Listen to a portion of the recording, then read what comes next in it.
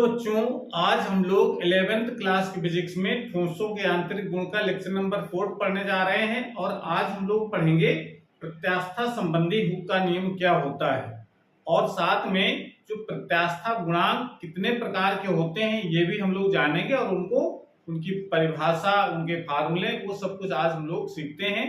तो प्रत्यास्था के आधार पर जो हुक का नियम है वो ये बताता है कि अगर किसी वस्तु पर विरूपक बल इतना लगाया जाए कि उसमें प्रत्यास्थता का गुण मौजूद हो, यानी विरूपक बल कितना लगाना है, प्रत्यास्था सीमा में रह करके ही विरूपक बल लगाना है। तो जितना उसके अंदर यानी पदार्थ के अंदर प्रतिबल होगा वो किसके अनुपातिक होता है, विकृति के। यानी प्रतिबल जितना ज्यादा होगा विकृति भी उतनी ज्यादा होती है। तो उसका सिंपल से बहुत आसान सा नियम है कि प्रत्यास्था सीमा के अंदर यानी इतना आपको बल नहीं लगाना है या इतना उस पर विरूपक बल लगाना है, उसकी प्रत्यास्था समाप्त हो जाए। ठीक है ना। जैसे हम लोग स्प्रिंग का एग्जांपल हमने लेकर के बताया था कि अगर स्प्रिंग को थोड़ा सा खींचोगे तो पूर्वावस्था में लौट आएगी, और खींचा फिर लौट आएगी। लेकिन अगर इतना ज्यादा फोर्स लगा दें बाहर से कि उसको हमेशा के लिए खींच जाए तो इसका मतलब क्या है, उसकी प्रत्यास्था समाप्त हो गई है। तो समाप्त होने के बाद की कहानी नहीं है हुक के नियम में, उसके पहले यानी सीमा से अंदर हो, प्रत्यास्था सीमा के अंदर हो, तब पदार्थ के अंदर जितना प्रतिबल होगा, जितना प्रतिबल उत्पन्न होगा वो उसकी विकृति के अनुपातिक होता है। तो उसको आप लैंग्वेज ग्रुप में इस प्रकार से लिख सकते हैं कि प्रत्यास्था सीमा के अंदर पदार्थ पर कार्य करने वाला प्रतिबल उसमें उत्पन्न विकृति के अनुक्रमानुपाती होता है। यानी प्रतिबल और विकृति ये दोनों अनुक्रमानुपाती होते हैं। तो उसको मैथमेटिकल फॉर्म में इस प्रकार से लिख सकते हैं, प्रतिबल इज डायरेक्टली प्रोपोर्शनल टू विकृति। मतलब क्या बताता है कि जैसे जैसे आप प्रतिबल का मान बढ़ाओगे वैसे वैसे विकृति का मान भी बढ़ता है। ठीक है ना। तो ये ऐसा लिख सकते हैं। अब जब भी जानते हैं जब इसी को जब हटाते हैं तब यहाँ पर एक कांस्टेंट लगाया जाएगा। तो जब समानुपातिक चीज हटेगा तो यहाँ पर एक कांस्टेंट लगाते हैं ई, कैपिटल लेटर का ई और इनटू विकृति, या इसको ई बराबर हम लोग क्या लिख सकते हैं, पक्षांतर करके प्रतिबल बटे विकृति ये लिख सकते हैं। ये जो ई जो शब्द आया है यहाँ पर, ये समानुपाती नियतांक है। इसको क्या कहेंगे, जहां ई एक समानुपाती या अनुक्रमानुपाती, कुछ भी कह सकते हैं, समानुपाती नियतांक है जिसे पदार्थ का प्रत्यास्थता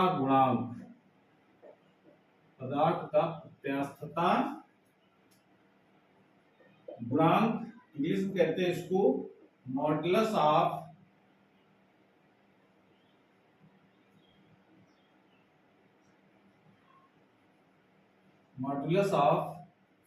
इलास्टिसिटी,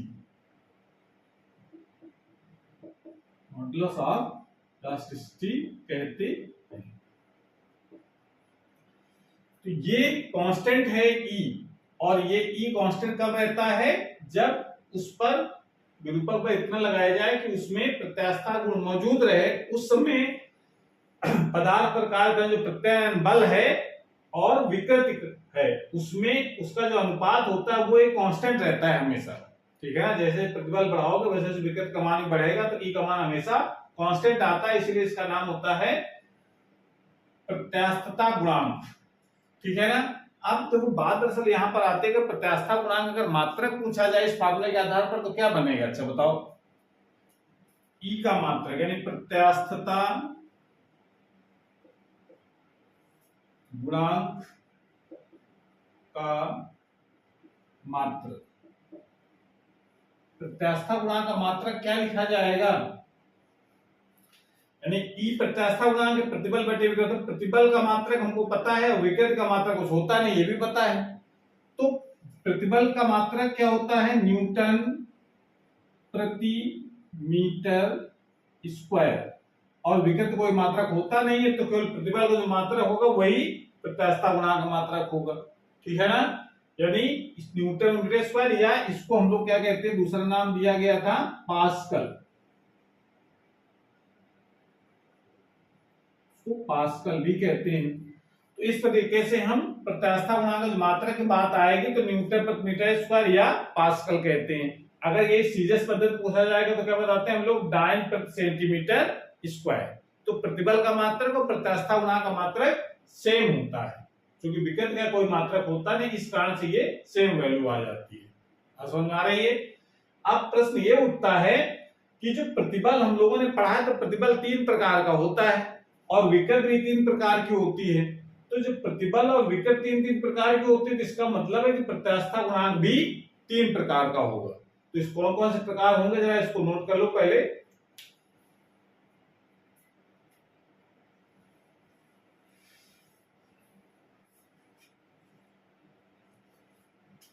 प्रत्यास्थता गुणांक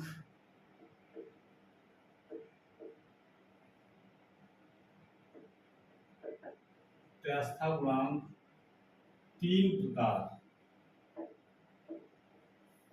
का होता है।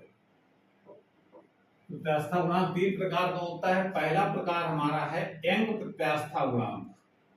यंग प्रत्यास्थता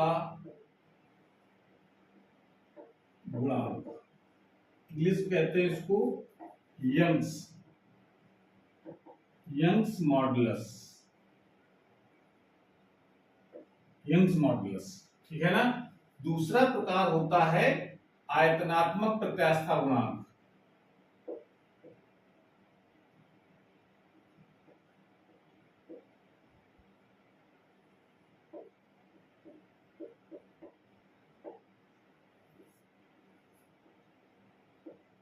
आयतनात्मक प्रत्यास्थता गुणांक किसको कहते हैं? इसको bulk modulus.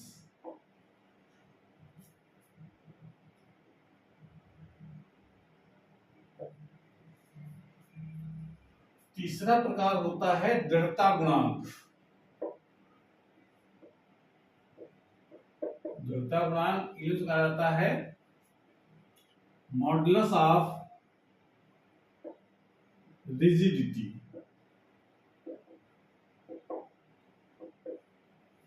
Modulus of rigidity, ये 3 इसके प्रकार हैं। अब प्रकार देखो, हम लोगों ने पढ़ा है कि जो प्रतिबल होता है, प्रतिबल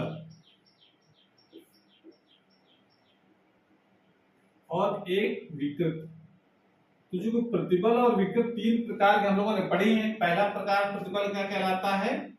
पहला प्रकार है प्रतिबल का अनुदैर्ध्य प्रतिबल। ये हम लोगों से पढ़ चुके हैं डिटेल में। आप चाहें तो इसका लेक्चर नंबर दूसरा दे सकते हैं। प्रतिबल को हम लोग डिटेल में पढ़ाया है। अनुदैर्ध्य प्रतिबल। दूसरा होता है अभिलंब प्रतिबल।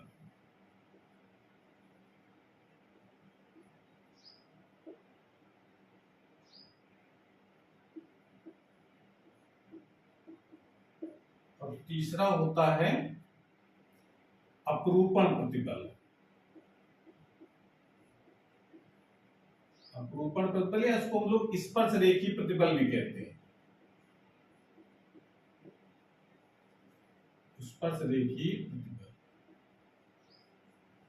अपरूपण प्रतिबल, इसको स्पर्श रेखी प्रतिबल कहा। इसमें विकृति भी होती है 3 प्रकार की। अनुदैर्ध्य विकृति, अनुदैर्ध्य विकृति के बारे में हम लोगों ने जो इसका जो लेक्चर नंबर तीसरा है उसमें डिटेल में पढ़ा है। ठीक है ना? तो चाहे आप तो प्रतिबल और विकृति के बारे में डिटेल में पढ़ सकते हैं। प्रतिबल लेक्चर नंबर 2, विकृति लेक्चर नंबर 3। अनुदैर्ध्य विकृति दूसरा इसका प्रकार है आयतन विकृति।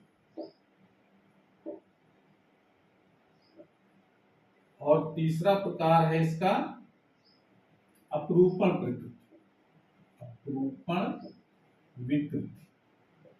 तो जब 3 प्रकार हैं तीनों के, और जो प्रत्यास्थता गुणांक होता है वो होता क्या है? प्रतिबल बटे विकृति। तो इसका मतलब जब अनुदैर्ध्य प्रतिबल बटे अनुदैर्ध्य विकृत करेंगे तो हमारा बनता है एंग प्रत्यास्था गुणांक।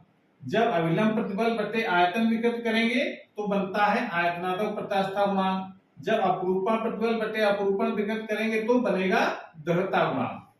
तो इसको जरा समझते हैं, इसके फार्मूले हम लोग बनाते हैं क्या होगा। तो इसको नोट कर लीजिए पहले, कितने प्रकार के प्रत्यास्था गुणांक होते हैं। 3 प्रकार के, एंग प्रत्यास्था गुणांक, आयतनात्मक प्रत्यास्था गुणांक और दृढ़ता गुणांक। 3 प्रकार के प्रत्यास्था गुणांक होते हैं। इनकी डिफिनेशन आप बहुत सिंपल से ले सकते हैं। इस दोनों का रेशियो जब करेंगे तो बनेगा हमारे पास एंग प्रत्यास्था गुणांक। इन दोनों का रेशियो जब निकालेंगे तो बनेगा आयतनात्मक प्रत्यास्था गुणांक, और जब इन दोनों का रेशियो निकालेंगे तो बनेगा दृढ़ता गुणांक। इस प्रकार से ये रेशियो है, अनुपात होते हैं प्रतिबल और विकृत के। इस कारण से ये 3 प्रकार के आपके नाम ये हमने लिख रखे हैं, इसको याद रखना है। अब जरा बात करेंगे हम लोग एंग प्रत्यास्था गुणांक की परिभाषा कैसे लिखेंगे। इसको तो याद रखने का तरीका होगा कि रेशियो बनाओगे तो परिभाषा बन जाएगी।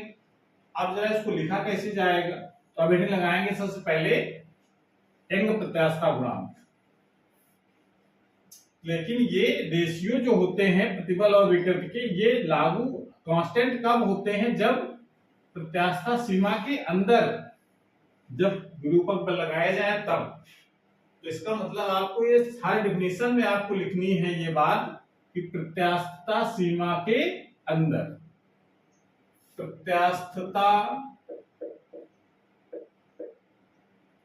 सीमा के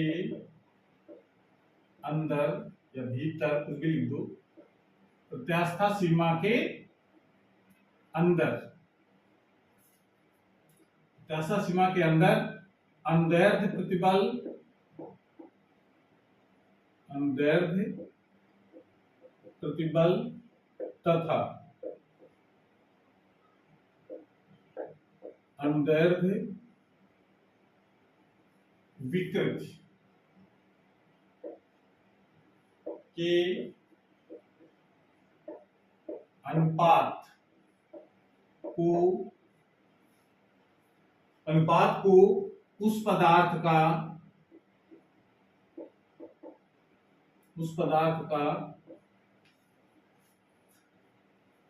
यंग प्रत्यास्था गुणांक कहते हैं। यंग प्रत्यास्थता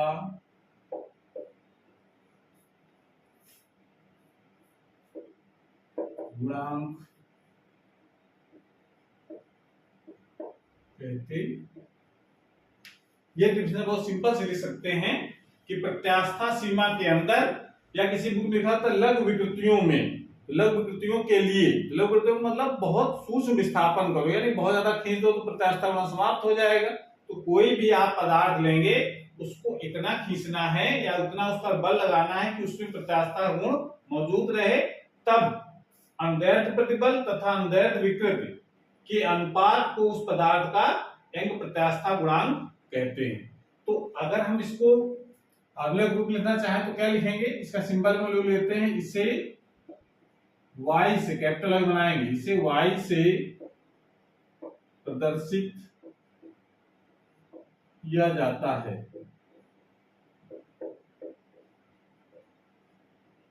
प्रदर्शित किया जाता है। तो इसका मतलब यंग प्रत्यास्था गुणांक का फार्मूला क्या बनेगा, y इक्वल टू अनुदैर्ध्य प्रतिबल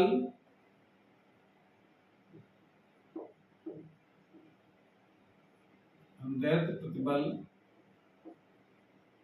बटे अनुदैर्ध्य विकृति।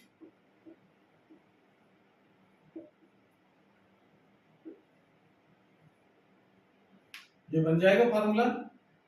आप जरा इसको देखो, अनुदैर्ध्य शब्द कब आता है, जब किसी ठोस पर बल लगाएं और उसकी केवल लंबाई में परिवर्तन हो, तब अनुदैर्ध्य प्रतिबल अनुदैर्ध्य विकृत होती है। तो इसका मतलब है कि अगर हम मान लेते हैं कोई हमारे पास तार है, इसका कोई तार हम लेते हैं और इस तार पर,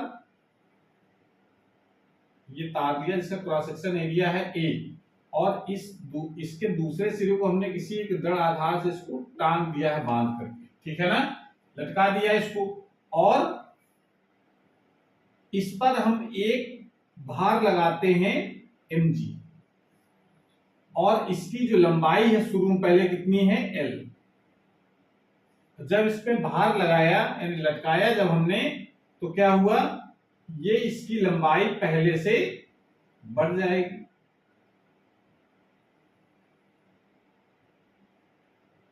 भार लगाने से क्या हुआ, इसकी लंबाई पहले से बढ़ गई। कितनी बढ़ गई ये मान लेते लंबाई वृद्धि हो जाती है डेल्टा एल। हो सकता है ये, या स्मॉल एल केवल मान लो, कुछ भी मान सकते हैं। ये लंबाई इतनी इसकी बढ़ गई है पहले से। तो अब जरा देखो, इसकी लंबाई है एल, बढ़ गई कितनी, स्मॉल एल, तो बढ़ टोटल लंबाई कितनी हो जाएगी अब इसकी देखा जाए तो एल प्लस स्मॉल एल। इस इतनी लंबाई शुरू में बढ़ गई, तो वृद्धि कितनी हुई स्मॉल एल की। बल कितना लगाया हमने, mg बल कहे या इसको भार भी कह सकते हैं। और जो इसका क्रॉस सेक्शन एरिया है वो कितना है, a है।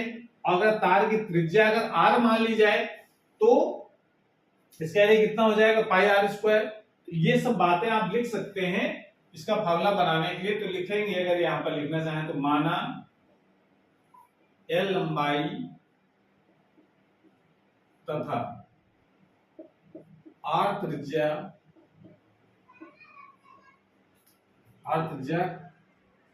के एक तार में mg भार लटकाने से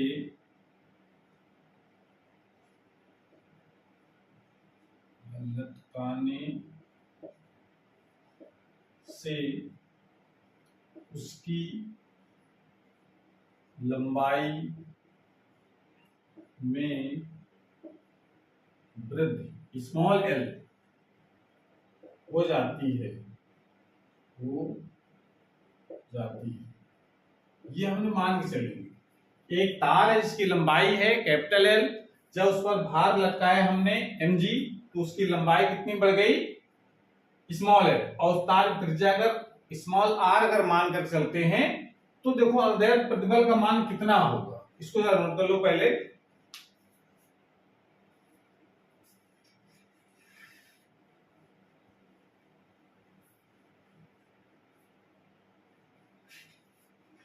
तो अवदैर्घ्य प्रतिबल को हम लोग क्या लिखेंगे जरा देखो,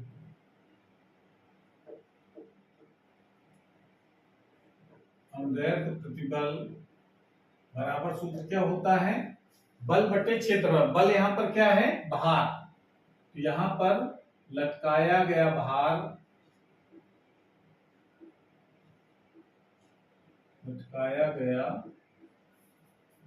भार बटे क्षेत्रफल। ये जो तार का जो क्रॉस सेक्शन एरिया है वो है यहाँ पर क्षेत्रफल। तो इसको जरा भार कितना है mg और एरिया कितना लिखा जाएगा, भार का मतलब यहाँ पर mg, एरिया से मतलब कितना है a, और a कैसे निकलेगा, रेडियस अगर उसकी r मान के चले हम तो इसका त्रिज्या कितनी हो जाएगी, पाई आर स्क्वायर। बल बटे क्षेत्रफल तो होता है, तो बल कितना है mg, क्षेत्रफल कितना है पाई आर स्क्वायर। ठीक है ना, क्रॉस सेक्शन में समझ रहा है ना। अनुप्रस्थ परिच्छेद का जो क्षेत्रफल होता है वो तार का ये वाला जो हिस्सा होता है, ये पूरा तार है तो इसका ये जो हिस्सा है उसको कहते हैं अनुप्रस्थ काट का क्षेत्रफल, तो वो पाई आर स्क्वायर हो जाएगा। और जो अनदैर्घ्य विकृति होगी वो कितनी होगी, अनदैर्घ्य विकृति बराबर क्या होता है, लंबाई में वृद्धि।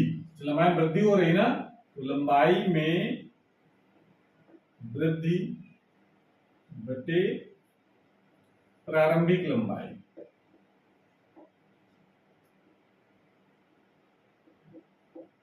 वृद्धि बटे प्रारंभिक लंबाई, तो लंबाई में वृद्धि कितनी हुई स्मॉल एल की, प्रारंभिक लंबाई कितनी है कैपिटल एल। ये अगर दोनों वैल्यू अगर यहाँ लगाई जाए तो y की वैल्यू कितनी हो जाएगी, आप देखो y इक्वल टू कितना हो जाएगा, y का मतलब एंग प्रत्यास्था गुणांक कितना हो जाएगा, अनदैर्घ्य प्रतिबल कितना है mg upon pi r square और अपॉन में स्मॉल एल बटे कैपिटल एल, ये बनेगा। अब इसको थोड़ा सा और सॉल्व करो,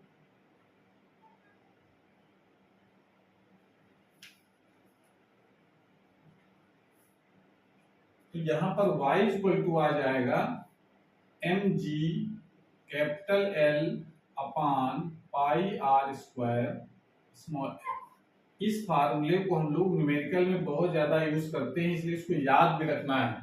इसकी जगह हम लोग ऐसे भी लिख सकते हैं इसको, क्योंकि mg ये हम f लिख सकते हैं, mg की जगह कितना बल लगाया गया है, और इसकी जगह हम लोग पाई आर स्क्वायर जगह a भी लिख सकते हैं, और इनटू कैपिटल एल यानी प्रारंभिक लंबाई बटे लंबाई में वृद्धि। इस फार्मूले को भी हम लोग यूज करते हैं न्यूमेरिकल में। ये दोनों फार्मूले आपको दिमाग में रखने हैं, समझ रहे हैं। यहाँ पर चूंकि f जो है वो mg के बराबर लिया हमने, और a जो है वो पाई आर स्क्वायर के बराबर लिया है।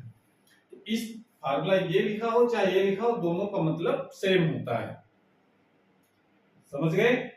अब जरा ध्यान दो यहाँ पर कि प्रश्न ये कभी कभी एक नंबर में आ जाता है कि रबड़ और स्टील दो पदार्थ आपको दिए जाए, पूछा जाए इन दोनों में से कौन अधिक प्रत्यास्थ है।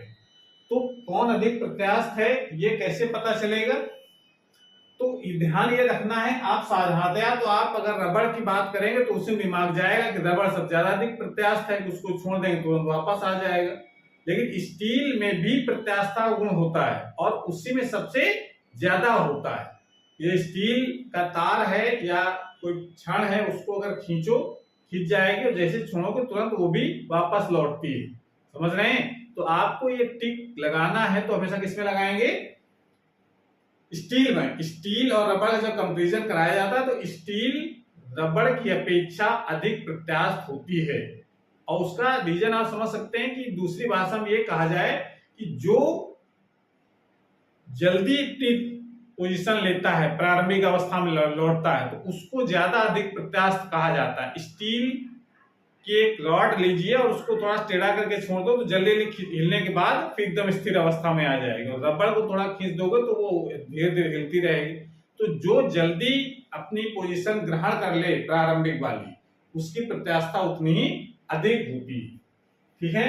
दूसरी बात समझ सकते हैं कि प्रत्यास्थता किसकी अधिक होती है, जिसका एक प्रत्यास्थता गुणांक भी जिसका ज्यादा होता है वो अधिक प्रत्यास्थ मानी जाती है, समझ रहे हैं। तो अब यहां पर समझ सकते हैं कि अगर हम इस फार्मूले के माध्यम से भी देख सकते हैं कि स्टील अधिक प्रत्यास्थ मानी जाएगी, क्योंकि अगर उसी लंबाई का उसी त्रिज्या का अगर हम एक रबड़ की डोरी ले लें और एक स्टील की डोरी ले लें, तो देखो m और g यानी उस पर सेम भार लटकाएं तो उसका पाई आर स्क्वायर सेम रहेगा, mg सेम रहेगा, l सेम लंबाई का भी रहेगा। तो l यानी लंबाई वृद्धि जिसमें कम होगी, प्रत्यास्थता गुणांक उसका उतना ही ज्यादा होगा। स्टील में सेम भार लटकाओ तो स्टील कम बढ़ेगी, और जो रबड़ की डोरी होगी वो उतने भार से ज्यादा बढ़ जाएगी। तो जो लंबाई वृद्धि ज्यादा हो जाएगी तो वायु का मान कम हो जाएगा, उसका प्रत्यास्थता गुणांक कम होगा। तो आप सिंपली बात ये सिंपल समझ सकते हैं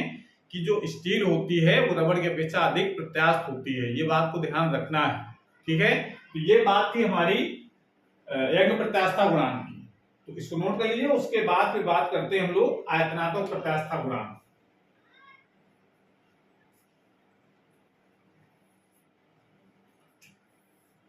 दूसरी डिफिनेशन आप लिख सकते हैं, दूसरा प्रकार हमारे पास है आयतनात्मक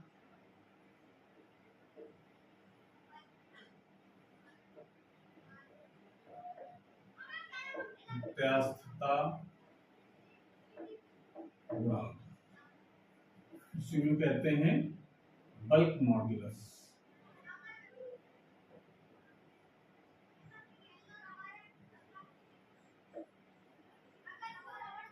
इसकी परिभाषा भी आप सिंपली लिख सकते हैं, अभी हमने जो बताया था शुरू में कि प्रत्यास्थता सीमा के अंदर, प्रत्यास्थता सीमा के अंदर अभिलंब प्रतिबल अभिलंब प्रतिबल तथा आयतन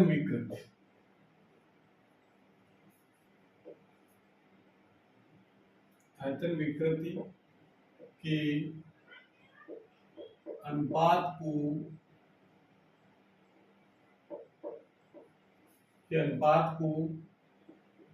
आयतनात्मक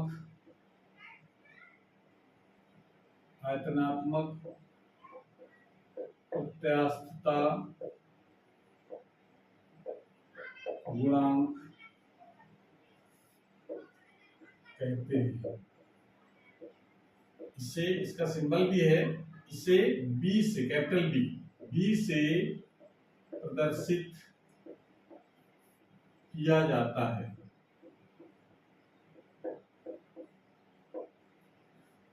तो इसका फार्मूला हम लोग क्या लिखेंगे, B इक्वल टू, यानी आयतनात्मक प्रत्यास्थता गुणांक बराबर क्या लिखा जाएगा, अभिलंब प्रतिबल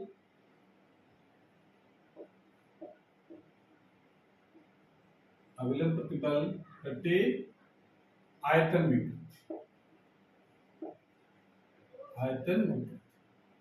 अब अभिलंब प्रतिबल, ये हम लोग पढ़ चुके हैं अभिलंब प्रतिबल के बारे में। अभिलंब प्रतिबल कब उत्पन्न होता है, जब किसी ठोस को द्रव में डुबाएं। तो जैसे अगर मान लेते हैं कोई यहाँ पर द्रव भरा हुआ है और उस द्रव में किसी ठोस को अगर डुबा देते हैं जिसका आयतन है V, तो जब द्रव इस पर दाब लगाएगा तो इसका आयतन क्या होगा, पहले से कम हो जाएगा। तो प्रारंभिक अगर आयतन V है और आयतन जो परिवर्तन हुआ है वो है डेल्टा V, तो वो तो हमारा जो रेशियो कहलाता है कि आयतन परिवर्तन में प्रारंभिक आयतन, वो क्या होगा, आयतन विकृति। और अभिलंब प्रतिबल क्या होता है, एकांक क्षेत्रफल पर लगने वाले अभिलंबवत बल को प्रतिबल कहते हैं। तो अभिलंब प्रतिबल को हम लोग दाब भी कह सकते हैं। ये बता चुके हैं हम अभिलंब प्रतिबल का मतलब क्या होता है। तो अगर मान लेते हैं, जब माना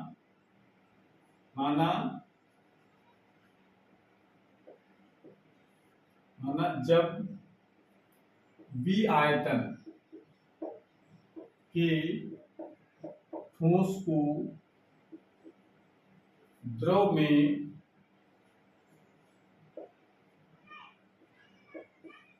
डुबाया जाता है तो द्रव दाब P के कारण उसका आयतन उसके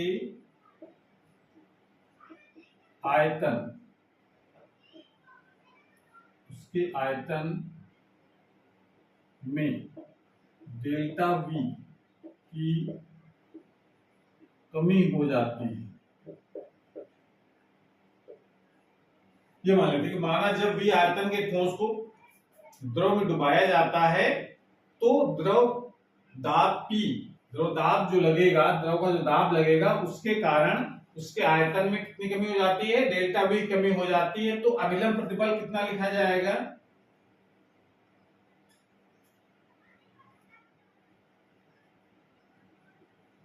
अभिलंब प्रतिबल बराबर क्या लिखेंगे हम लोग, F/A।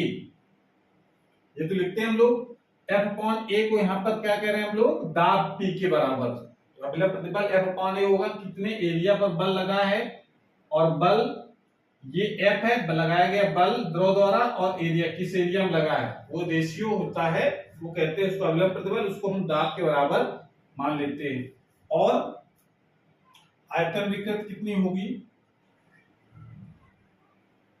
आयतन विकृति क्या फॉर्मूला होता है, आयतन में परिवर्तन बटे प्रारंभिक आयतन, लेकिन साथ में इसमें माइनस भी लगाते हैं क्योंकि दाब बढ़ने से आयतन का मान घटता है, तो इसमें माइनस डेल्टा V हो जाएगा। तो यहां से हम लोग फार्मूला क्या बना सकते हैं, B का, B इक्वल टू, जरा वैल्यू दोनों यहां पर लगाओ, अभिलंब प्रतिबल बटे आयतन विकृति। अभिलंब प्रतिबल किसके बराबर है, P के, और आयतन वेग इसके बराबर है minus delta V upon V के।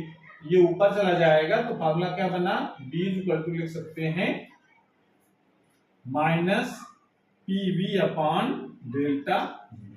ये फार्मूला बन जाता है आयतनात्मक प्रत्यास्थता गुणांक का।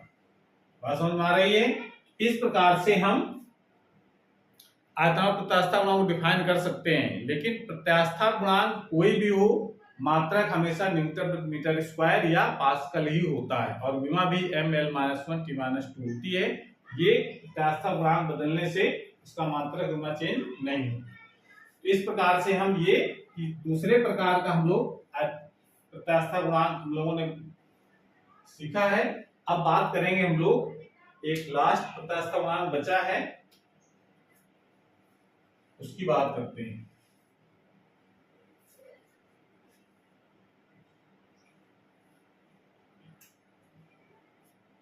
एक तीसरा है हमारे पास दृढ़ता गुणांक। दृढ़ता गुणांक ये कहा जाता है मॉडुलस ऑफ रिजिडिटी।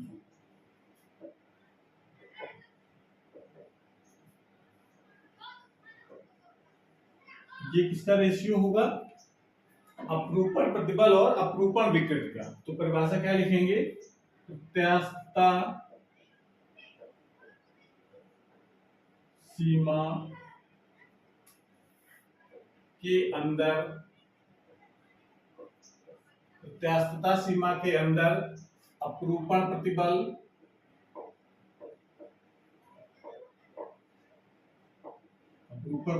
तथा अपरूपण विकृति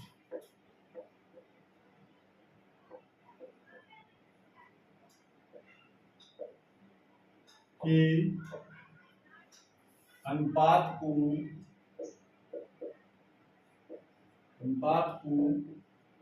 उस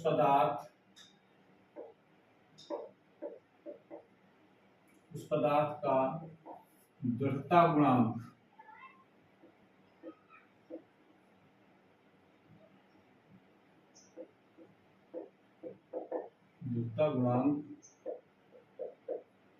कहते हैं।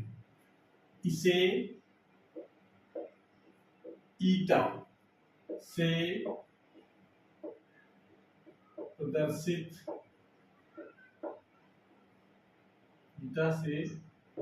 किया जाता है। इसका सिंबल क्या होता है, ईटा। तो ईटा फॉर्मूला क्या लिखा जाएगा, ईटा इज इक्वल टू अपरूपण प्रतिबल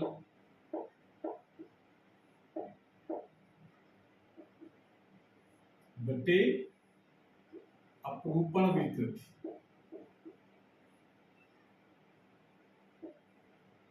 अब जरा अपरूपण प्रतिबल और अपरूपण विकृति की वैल्यू जरा निकाले जाए। कैसे निकालेंगे हम लोग, अपरूपण प्रतिबल कब उत्पन्न होता है, जब किसी ठोस पर स्पर्श रेखीय बल लगाया जाए। किसी ठोस पर स्पर्श रेखा यानी स्पर्श करता हुआ बल उसके पृष्ठ पर। जैसे अगर हम कोई भी ठोस आप ले सकते हैं, घनाकार बेलनाकार कोई भी, लेकिन उसका एक पृष्ठ जो है एकदम फिक्स कर दो इसी आधार पर। इसको मेज पर रखा, उसको हमने फिक्स कर दिया और इसके पृष्ठ पर यहां पर बल लगाएं, ऊपरी पृष्ठ पर स्पर्श करता हुआ एक बल लगाते हैं। एरिया इसका है ए। तो इसकी आकृति कुछ इस तरीके की दिखेगी हमको, ऐसे। जब ये नीचे वाला हिस्सा खिसकेगा नहीं, आकृति कैसे दिखेगी हमको, इस आकृति में दिखेगी। तो जब बल लगाएंगे तो ये जो कितना विस्थापन हो गया, पहले ऐसे था ये, अब इतना शिफ्ट हो गया, तो ये कहलाता है डेल्टा एक्स और ये होता है स्मॉल एल या कैपिटल, कुछ भी लिख लो सिंबल के रूप में। और ये जो एंगल बना होता है इसको हम लोग कहते हैं अपरूपण विकृति।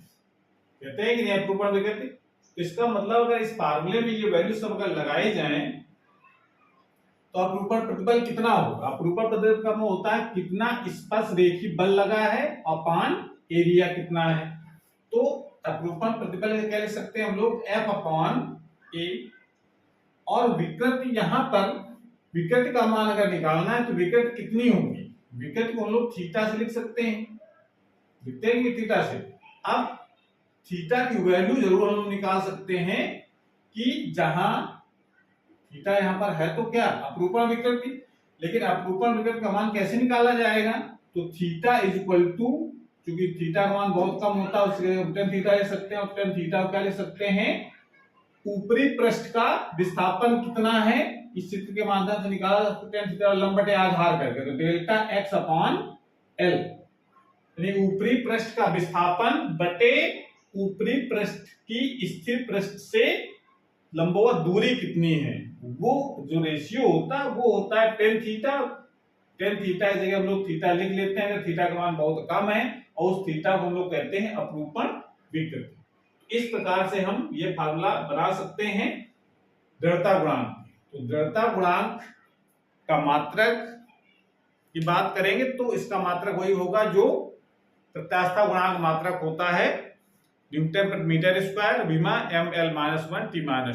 इस प्रकार से ये तीनों जो प्रत्यास्थता गुणांक हैं उस पर आधारित न्यूमेरिकल एग्जाम में पूछे जा सकते हैं और पूछे गए हैं एग्जाम में, और सबसे ज्यादा जो न्यूमेरिकल होते हैं वो अंग प्रत्यास्थता गुणांक से रिलेटेड ज्यादा है, और इनके भी हैं, दृढ़ता गुणांक के भी हैं और आत्म प्रत्यास्थता गुणांक के हैं, लेकिन उतने ज्यादा न्यूमेरिकल हमारे सिलेबस में नहीं है, तो इस न्यूमेरिकल लगाने का भी अभ्यास करना है। तो आज क्लास में समाप्त करते हैं, अगली क्लास में लोग नए टॉपिक के साथ आएंगे, पढ़ाई करते रहिए। Thank you.